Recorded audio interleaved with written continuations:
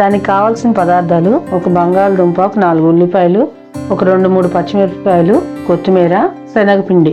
ఉల్లిపాయల్ని సన్నగా తరుక్కుందాం. పచ్చిమిర్చి, ఉల్లిపాయలు ఇలా మొత్తం తరిగి పెట్టేసుకోవాలి. ఈ శనగపిండిలో కొంచెం నీళ్ళు వేసి పెట్టుకోవాలి.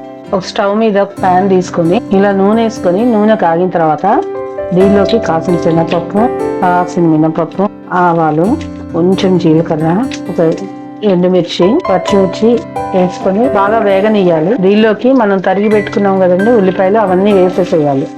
ఇలా ఒక 5 నిమిషాలు మంచిగా వేగిన తర్వాత దీనిలోకి మనం ఆల్రెడీ ఉడకబెట్టుకుని ఉన్నాయి బంగాళదుంపలు ఉన్నాయి కదండి, అవి వేసేయాలి. కొంచెం సాల్ట్ వేసేసుకొని ఇది బాగా వేగిన తర్వాత దీనిలోకి మనం ఆల్రెడీ కలిపి పెట్టుకున్న ఈ శనగపిండి మిశ్రమం ఉంది కదండి, అది వేయాలన్నమాట. ఉండలు లేకుండా వేయాలి. ఇదే పూరీ కూరకి మంచి టేస్ట్ ఇస్తుంది.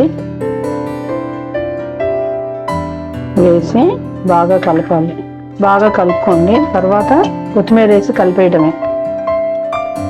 మీకు నీళ్లు కనుక తగ్గినట్టు అనిపిస్తే చిక్కదనాన్ని బట్టి నీళ్లు కొంచెం పోసుకోవచ్చు. మనకు అచ్చం హోటల్స్లో ఎలా వస్తుందో అలానే ఉంటుంది టేస్ట్. ఇలాంటి మంచి మంచి వీడియోల కోసం నా ఛానల్ని సబ్స్క్రైబ్ చేయండి, లైక్ చేయండి, షేర్ చేయండి. Thank you.